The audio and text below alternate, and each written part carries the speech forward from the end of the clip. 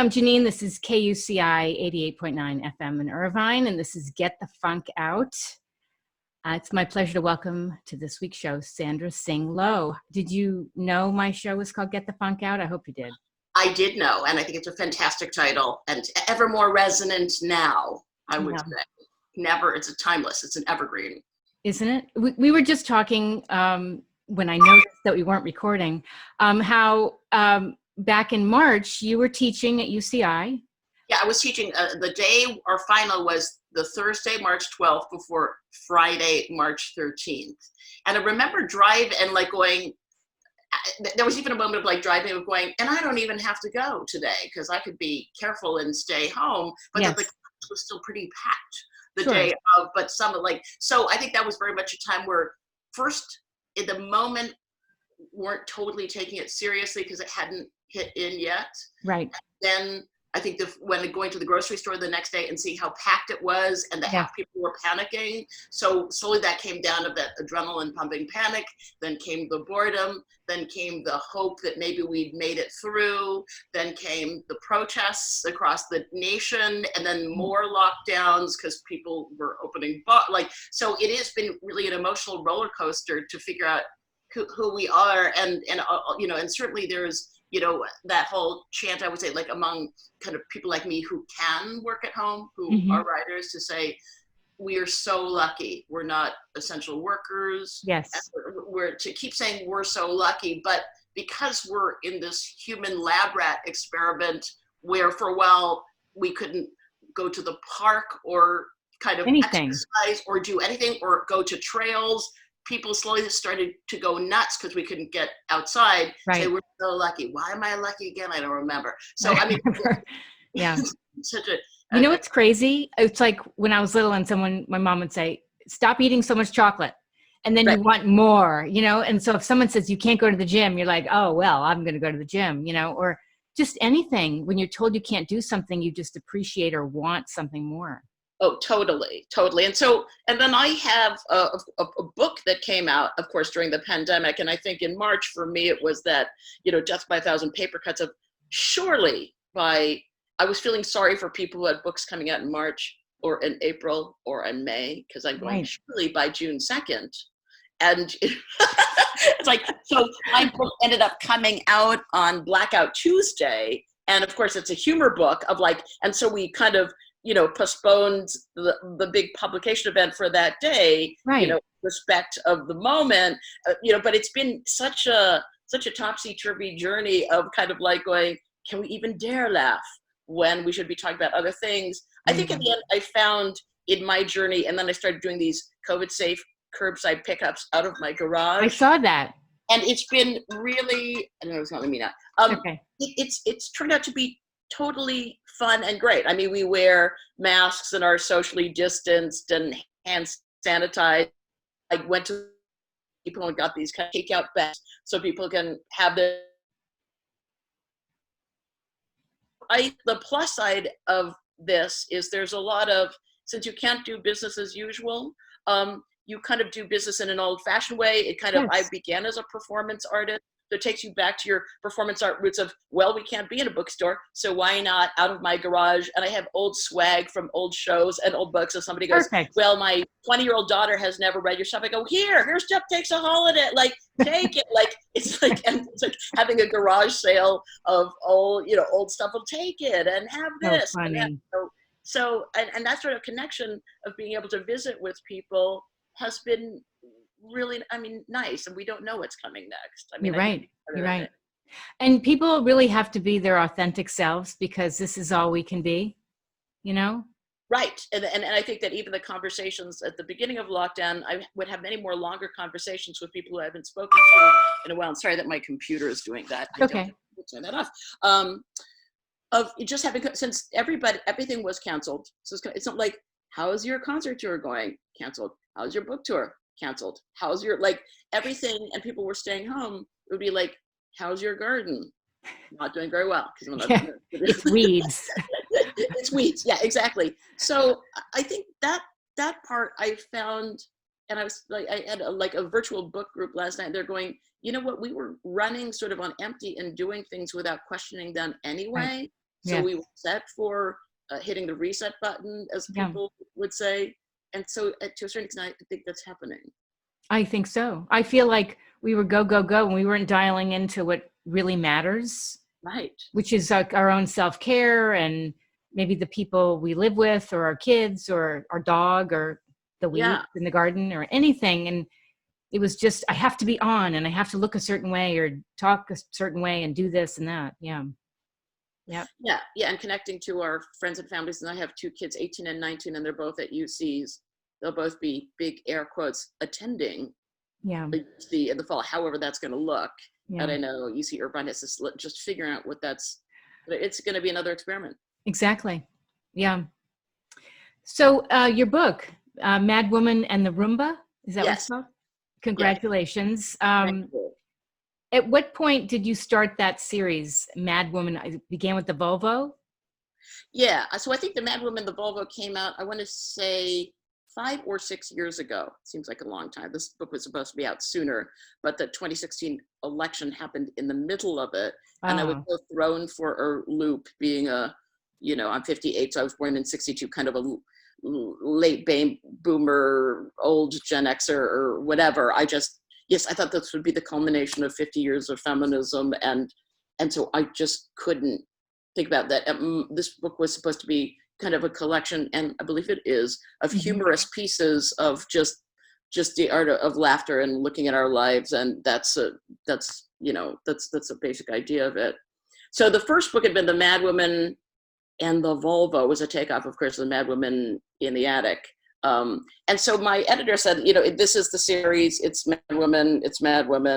So we were trying to figure out this one, The Madwoman, the Volvo, was about getting into menopause and having like your whole psyche breakdown in the middle of life. But this was more being of an in-between generation of I gave birth relatively late, so that my kids are kind of, they're teens at a time when I'm menopausal. My dad actually only died at 97, but you're dealing with an elderly person. And I think actually a through line in it is trying to get kids into college, which seems so fraught, and I think it really shouldn't be, but it has been.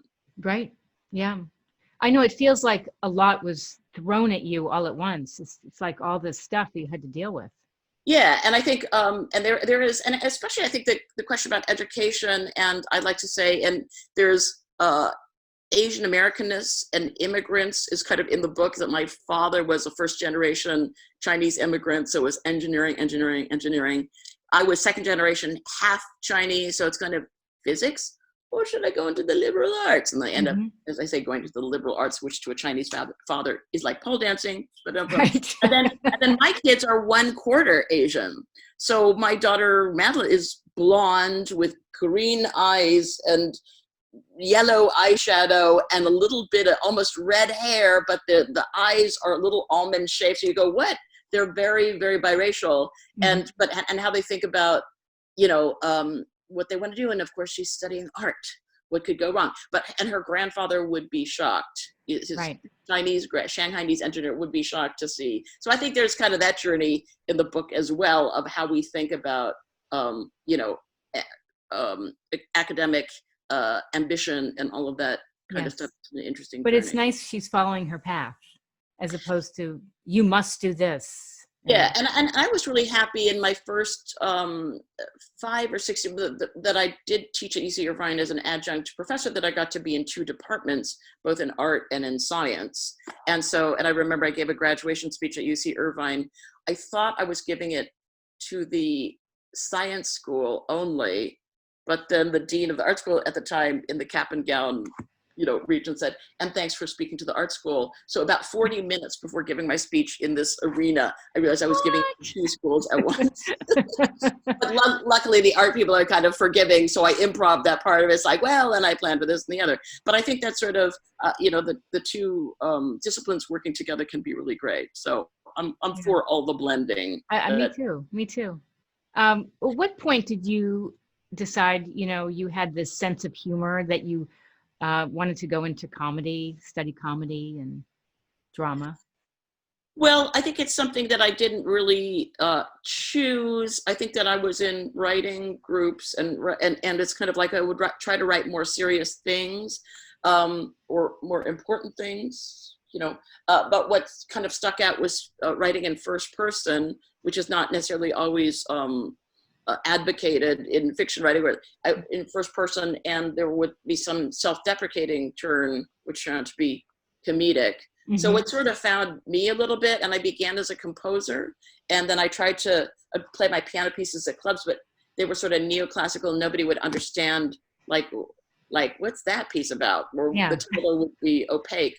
So I'd start explaining what the piece was supposed to be saying, and I guess in the monologues for the piano, those were, people found those funny, and so eventually I started doing all monologue and less piano, which is a lot easier regardless, because then you don't have to practice as much. So it just kind of found me in a very disorganized fashion. I think there was there's no career ladder. You just keep, you know, trying. And we used to have alternative weeklies, like the LA Weekly, which we still have, but it was about 5 times as thick.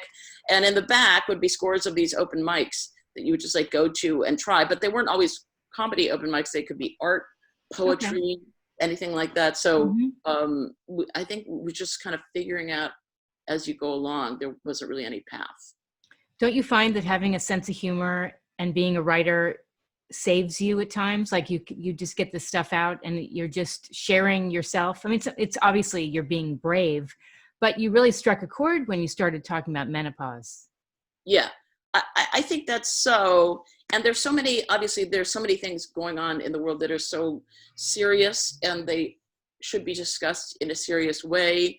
But I think being able to laugh, I think especially right now, because the media, there's a lot of satiric political humor that's totally, you know, needed and valid, but just looking at our own personal daily lives and what we go through, there's a huge landscape there of just like even going to the farmer's market and trying to buy basil, and you can't, it's not in season, you end up getting kohlrabi that you don't like, or sorrel and you don't know what to do with, and feeling guilty about it, and then having it seem like there's so many. I think that because of the way the culture has changed really quickly and technology has changed really quickly, and I'll look at my phone, I go, why is this chiming on my phone? What is this app? Well, like, it's kind of like, it's changing so quickly, we often don't even know what we're dealing with. And that's definitely a time. I mean, it's for everyone. It's not just for women of a certain age. Sure. But it's everyone. I can give you an example that I have been applying to, like part-time freelance stuff online. Right. And now, you know, you fill out an app, they get back to you, oh, we're really interested in you. Can you send us a video? And you do like a 1 minute, and they ask you some obscure question, and it feels like an audition. And I've taken acting class, but it feels like you're auditioning, you know? And then you don't hear back, or you do hear back, and then they're like, can you teach blah, blah, blah. And they give you these fancy titles for the position, but they want to pay you $20 an hour. And I'm thinking, really? It's crazy. And I think, you know, I grew up when it's kind of like, I started on radio on KCRW before there was a This American Life, when Ira Glass was still doing Your Radio Playhouse, the show that would eventually transform into that.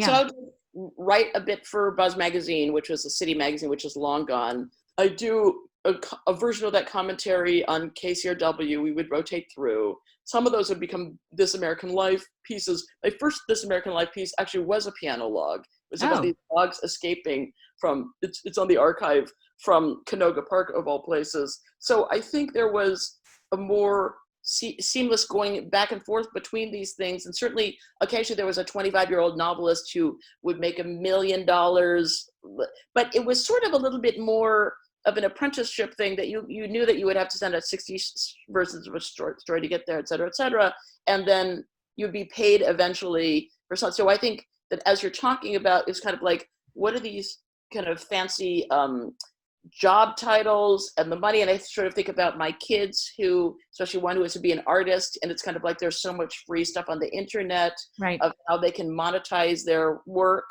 But it's also kind of fantastic also, I mean, she sold stuff off of her Instagram account. So I think that it's neither bad nor good. I'm not kind of a but there's a lot of curious stuff we're going through right now. Sure and is. figure it out is just nutty. Right.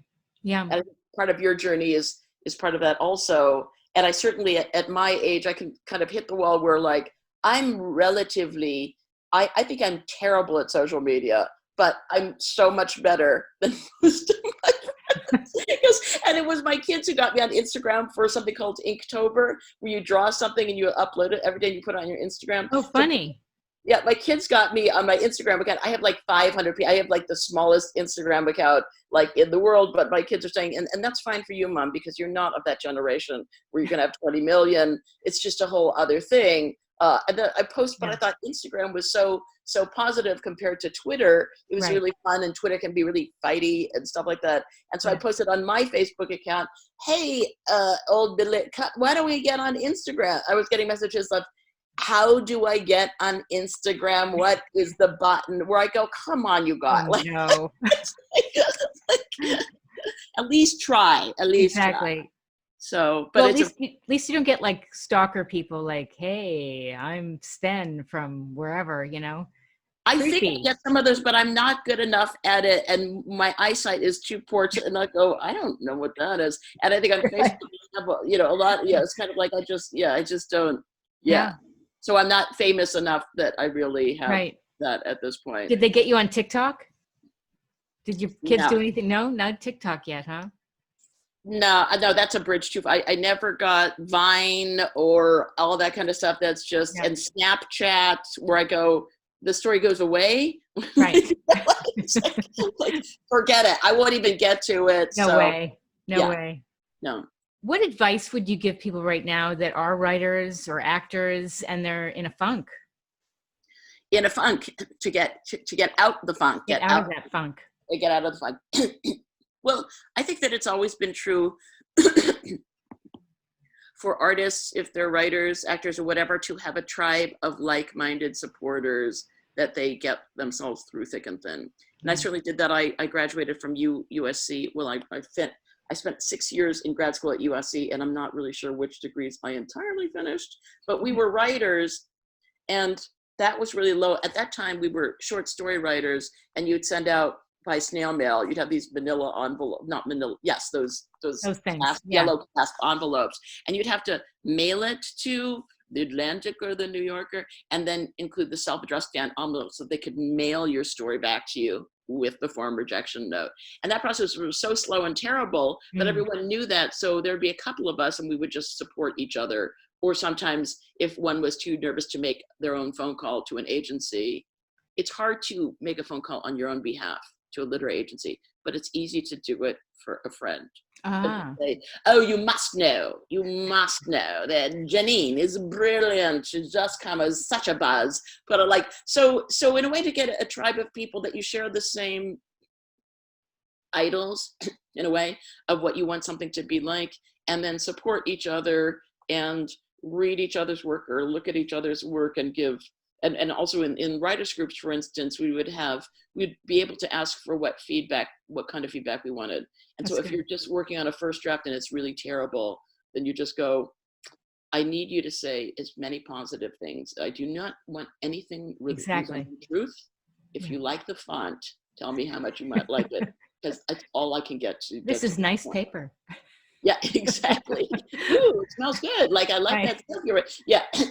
And but that's the kind of support that you need, you know, I think right now, because, you know, you can post something on Facebook and have people, your friends, like it or not, but that's not really the same as working on your craft and improving it. Yes. Yeah. So, and I think there is to find safe spaces and to actually work on your craft and improve your craft, so that, and I found that, and I'm the host of the Lowdown on Science, a science minute that is written by a group we call The Hive out of UC Irvine grad division.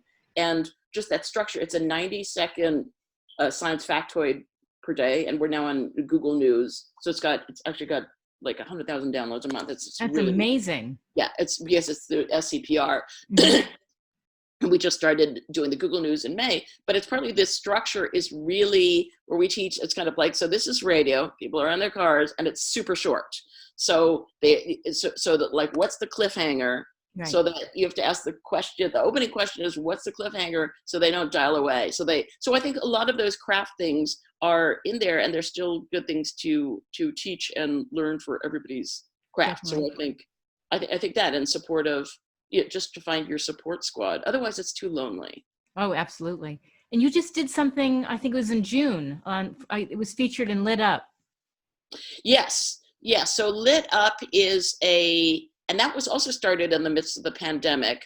So it's a weekly 1-hour Zoom writers series produced by the Southern California News Group, which is like 11 newspapers like the Orange County Register and the Daily News and the Star News. And it's about like 1.5 million readers with the combination of these 11 newspapers. Great. So because there were so many, literary festivals like the LA Times Festival in Pasadena and in Orange County that had been like kind of axed.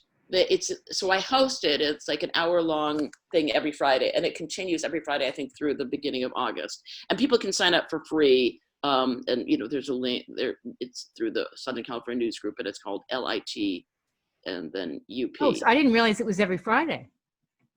Yeah. So, and I think this week we're entering the 4th week. I think it is. Whew, it's gone. This summer has been so weird. And so it's an opportunity for writers. And I think we've had a focus that, even though first we had T.C. Boyle, and we've had Obama inaugural poet Richard Blanco, and we have Michael Connolly, who's coming online, who's kind of such a huge bestseller, and female writers of color, it's we've had such an interesting continuing journey on it. And I think the path, and Charlene Woodard, who's in Pose and does amazing has done amazing theatrical monologues. And Louis Alfaro was coming. And I think that what we ended up looking at is just the writer's process. It's kind of, that's sort of this interesting place of where we've come to, because it's so easy to look at anything from a political standpoint of just decoding the politics of stuff. But since these are the actual writers, we get to ask them about their writing process. And I think people have really responded to that. They find that interesting. It is interesting. Yeah. I actually wrote something. I started it in a notebook.